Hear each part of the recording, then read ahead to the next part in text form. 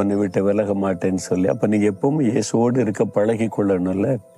காலையில் எழும்பி 1 மணி நேரம் ஜெபிக்கும் போது மாத்திரம் இல்லை, வேலைக்கு போகும்போது, படிக்க போகும்போது, கடைக்கு போகும்போது, வீட்டு வேலை, எப்பொழுது அவரை நினைத்து துதித்து கொண்டு ஜெபித்து கொண்டே இருந்தீங்கன்னா அவருடைய பிரச்சனை எப்பவும் கூட இருக்கும்ல. ஞாயிற்றுக்கிழமை 2 மணி நேரம் சர்ச்சுக்கு போயிட்டா பெரிய ஊழி செய்கிற மாதிரி நிறைய பேருக்கு நினைப்பு. அதுக்கப்புறம் இஷ்டப்படி நடப்பார். அப்போ அது 2 மணி நேரம் மட்டும்தான் இயேசு கூட இருப்பார். அப்போ நீங்கள் கர்த்தரோடு இருந்தால் தான் அவர் உங்களோடு இருக்க முடியும். நீங்கள் அவரை விட்டு விட்டால் அவரை விட்டு விடுவார். நீங்கள் அவரை தேடினால் உங்களுக்கு வெளிப்படுவார். அப்போ இயேசு வெளிப்படுவார். சாது சுந்தர் சிங் அவரை தேடினார், அவருக்கு வெளிப்பட்டார். ஆண்டவரை தேடி அவரை தரிசித்து வார்த்தைகளை பெற்றுக்கொண்ட ஏராளமான பேரை எனக்கு தெரியும். நான் தேடின தாகத்தோடு எத்தனையோ நாட்கள் உபவாசம் பண்ணி காத்து கடந்த மணிக்கணக்காக தேடினேன். அதனால் அவரை தரிசிக்க முடிந்தது, குரலை கேட்க முடிந்தது. தேடுங்க. சும்மா அதெல்லாம் விதண்டவாதம் பேசுறதை விட்டு உங்களை ஒப்பு கொடுத்து நேரத்தை ஆண்டவருக்கு கொடுத்து உங்களை தாழ்த்தி தேடினால் கட்டாயம் உங்களுக்கு வெளிப்படுவார். நீங்கள் அவரை பார்க்க முடியும், அவருடைய குரலை கேட்க முடியும். அது உங்ககிட்ட தான் இருக்குது. நீங்கள் முழு இருதயத்தோடு தேடணும், தாகத்தோடு தேடணும். அது மாத்திரம் இல்லை, இருதயத்தில் சுத்தமுள்ளவர்கள் பாக்கியவான்கள், அவர்கள் தேவனை தரிசிப்பார்கள்னு இயேசு சொல்லி இருக்கிறார். அப்போ உண்மையை தேடிக்கிட்டே இருக்கிற ஆண்டவர் சொன்னால் போதாது. ஆண்டவர் உடனே உங்கள் இருதயத்தை பார்ப்பார். உங்கள் இருதயம் சுத்தமாக இருக்குதா? உள்ளுக்குள்ள கோபம் இருக்குது, எரிச்சல் இருக்குது, வைராக்கியம் இருக்குது, பெருமை இருக்குது, இச்சை இருக்குது, அடுத்த ஆளை பற்றி பொறாமை இருக்குது, அடுத்தவங்களை பற்றி புறங்கூறுது இருக்குது. இவ்வளோ பாவத்தை வச்சுக்கிட்டு தேடினா பரிசுத்தமுள்ள தேவனை எப்படி பார்க்க முடியும்? அப்போ இருதயம் சுத்திகரிக்கப்படணும். ஆண்டவர்கிட்ட சொல்கிறேன், ஆண்டவரை சுத்த இருதயத்தை எனக்கு தாங்க.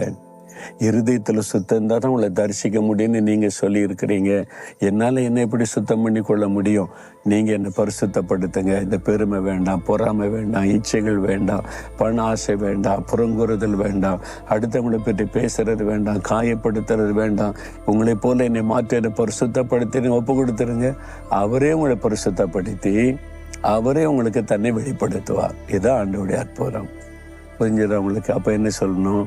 நீங்கள் பரிசுத்தமாக்குறது அவருடைய கையில் தான் இருக்குது, அவரை தரிசிக்கிறது அவர் கையில் தான் இருக்குது. உங்களை ஒப்பு கொடுக்க, அவ்வளோதான். அப்போ இந்த நாளில் சொல்லுங்கள், ஆண்டவரே நான் எப்பவும் உங்கள் கூடவே இருக்கணும். ஒரு நாளின் 24 மணி நேரம் உங்கள் கூட இருக்கணும். நீங்கள் என் கூட இருக்கணும். வாரத்தின் 7 நாள் என் கூடவே நீங்கள் இருக்கணும். ஆண்டவரே, வருஷத்தின் 365 நாள் every day you have to be with me lord. என் கூடவே இருக்கணும், நான் உங்கள் கூடவே இருக்கணும். ஆசைப்படுங்க, விரும்புங்க. அதுக்கு தடையாக என்ன இருக்குது பாருங்கள். அதுக்கு தடையாக மனுஷர்கள் இருக்காங்களா, பாவம் இருக்குதா, என்ன இருக்குதா, அதெல்லாம் எனக்கு வேண்டாம். உமக்கு எனக்கு நடுவில் எது வரக்கூடாது, என்ன ஒப்பு கொடுக்குறேன்னு சொல்லுங்கள். அப்போ நீங்கள் அவரை தரிசிக்க முடியும், அவரோட பேச முடியும். அவர் அழகாய் ஒவ்வொரு நாளும் உங்களை மகிழ பண்ணுவார். அவர் கூட இருந்தால் பாருங்களேன், எதை குறித்து கவலை இருக்க, தேவை குறித்து, வியாதி குறித்து, எதிர்காலத்தை குறித்து பயம் இருக்காது, கலக்கம் இருக்காது. அவர் இருக்கார்ல, அவர் பார்த்து கொள்வார்னு. இதுதான் மகிழ்ச்சியான கிறிஸ்தவ வாழ்க்கை. அதுக்கு உங்களை அர்ப்பணிக்கிறீங்களா? இயேசு உங்களை நேசிக்கிறனால பேசுகிற, மகனே மகளே நீ என் கூடவே இருக்கிறியா? அப்போ நான் உன் கூடவே இருப்பேன். என்னை முழு இருதயத்தோடு தேடுவியா? நான் என்ன உனக்கு வெளிப்படுத்துவேன் அப்படின்னு ஆண்டவர் சொல்கிறார்.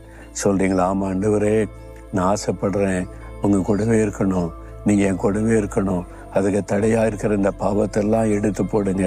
பெருமை, பொறாமை, எரிச்சல், இச்சைகள், கோபங்கள், வைராக்கியங்கள், இந்த பாவெல்லாம் நுழைஞ்சிருது. இதெல்லாம் என்னை விட்டு எடுத்து போடுங்க. என்னை பரிசுத்தப்படுத்துங்க. நீங்கள் எப்பவுமே என் கூட இருக்கணும், நான் உங்கள் கூடவே இருக்கணும். உங்களுடைய சத்தத்தை கேட்கணும். உங்களை விட்டு விலகக்கூடாது, நீங்களும் என்னை விட்டு விலகக்கூடாது. நீங்கள் என் கூடவே இருந்து அது போதும் ஆண்டவரை, என்ன அதுக்கு ஒப்பு கொடுக்குறேன். இயேசுவின் நாமத்தில் ஆமேன், ஆமேன்.